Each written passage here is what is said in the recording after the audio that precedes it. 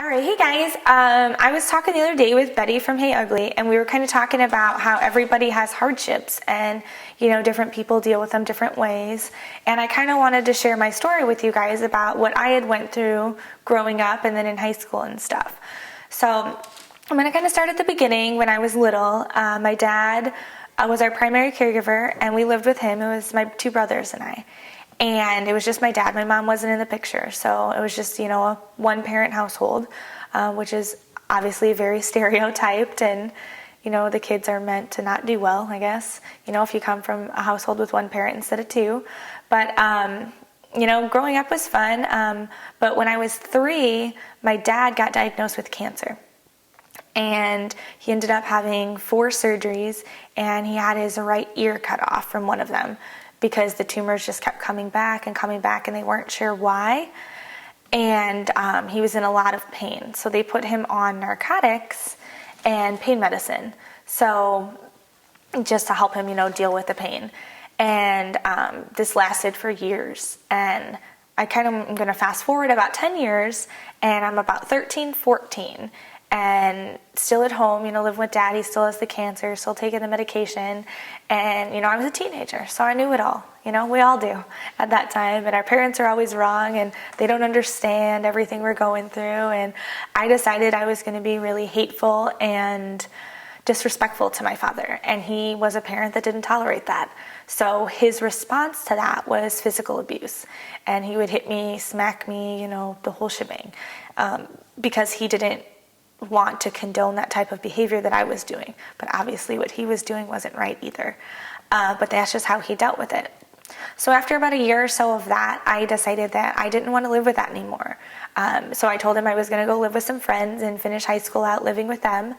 And he kind of was just like, okay, well, if they want to deal with your little mouth, then they can. And he was kind of happy, I think, that I wasn't there constantly, antagonizing my brother or fighting with him, being hateful, being disrespectful. So he just kind of shrugged his shoulders. So I was living with my friends, and, as they say, the grass wasn't necessarily always greener on the other side. So, I still had difficulties there, growing up and just trying to, come into the person I was becoming and making choices that maybe I shouldn't have. And 2 years after that, I was about 16, and my father was still on the medications and the painkillers, the narcotics, and all different types of sleep aids, just to help him kind of cope with life. And I think all of them kind of just, it was too long in his body, and they all kind of mixed, and he went crazy. And he ended up shooting my brother's best friend with a shotgun. And he ended up going to jail for it, and then prison. Eventually he got 20 years. And since I was a sophomore in high school, it was a big deal. It was all over the newspaper, front page, and everybody knew everything about my life, it seemed. And in one of my classes, we had to do current events from the newspaper. And my friends thought it would be funny to do it on my father. And I kind of went with it, and I laughed, and I was like, okay, even though inside it hurt me that they wanted to take something, that truly hurt me and kind of changed my life and joke about it. But I didn't want them to know I was hurting, so I just went with it and laughed it off and said, yeah, it's fine, whatever, it's my dad. But it hurt that I was judged because of that. And I had friends' parents judge me and say things. And during the same time period, I was dating a boy that had a really bad reputation. He was selling drugs, doing drugs, just wasn't a good guy. And I wanted to save him. That's who I am. I'm a saver. I like to, help people out.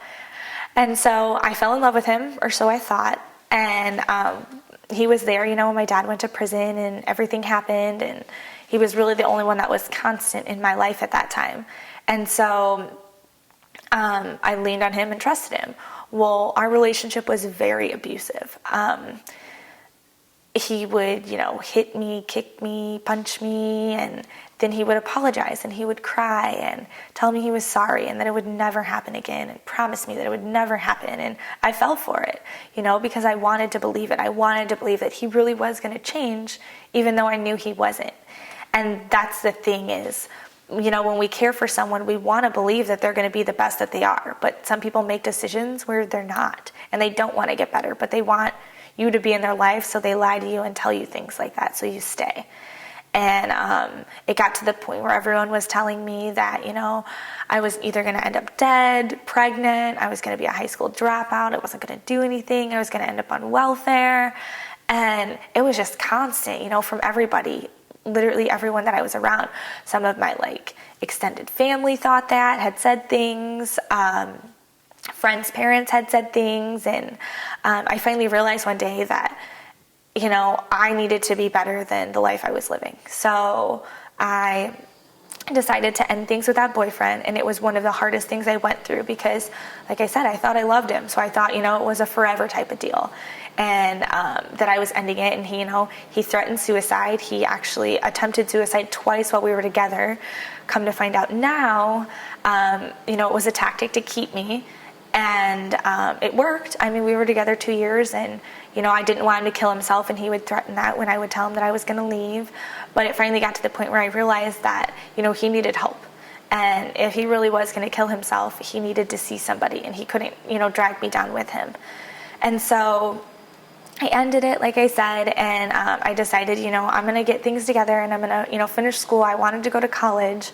None of my siblings ever graduated college, or graduated high school even, or went to college. And so I graduated high school a semester early, and I started working full time, and then I applied to college and I got in, and then I went to college for a year, and then I had to take about a year off because I had to work full time again just to, pay bills. I was living on my own, paying my apartment and rent and stuff. So I took a year off, but I went back. And in 5 months, guys, I graduate with a bachelor's degree. And it's such an awesome feeling knowing that, I set those goals for myself and I did it, even though everybody around me told me that I wasn't going to do it. And you guys can do it too if you set your mind to it. There are little obstacles in the way, like I said, with the boyfriend, my dad going to prison, things happen. You can't control them.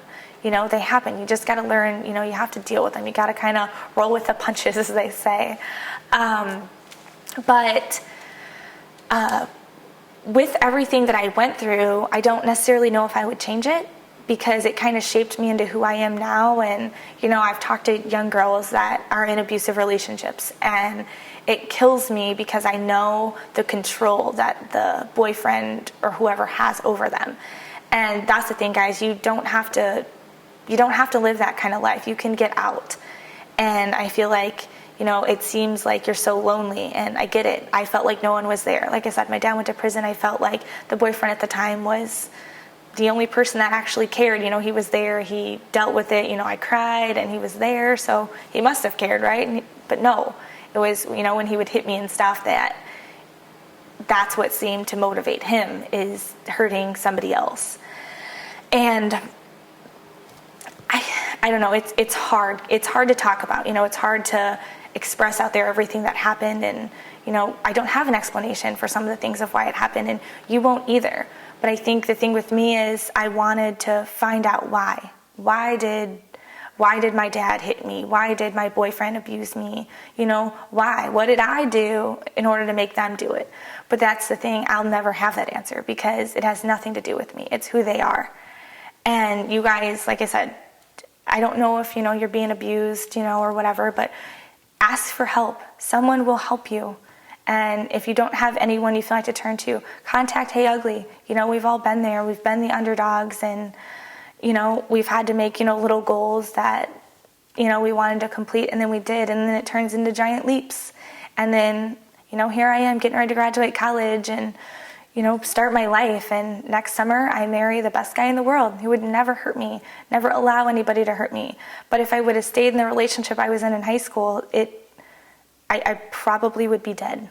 That's how it would have ended up. And so I'm so thankful that I was able to tell myself, I need to get out. I need to leave. Otherwise, I don't know if I would be here. And I think that's part of the reason I am here, is to help other people. And I want you guys to know that just because people tell you certain things about your life and, you're going to be this, you're going to be that, or not this and not that, they don't have to dictate it. You choose that. You choose, if you're going to graduate, what you're going to do, how you're going to live your life. Not them.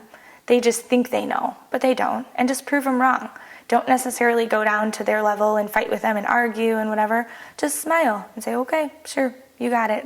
And then in your head, just tell yourself, they're wrong. I'm going to do this, and I'm going to do it for me. Because in the end, guys, that's all you have is for you. Only you can motivate you. And it helps, yes, if you have a team behind you, but sometimes you don't. I didn't have anybody. And I know some of you don't have anybody. And that's okay, because you can do it by yourself. But like I said, contact Hey Ugly. We're here for you guys. We are. We want to see you do the best. We want to see you become the best that you can be. So just remember, all the negativity, use it as motivation just to show them, because it's the biggest F you can give them, knowing that you did everything they said you couldn't. And it's an awesome feeling. It is.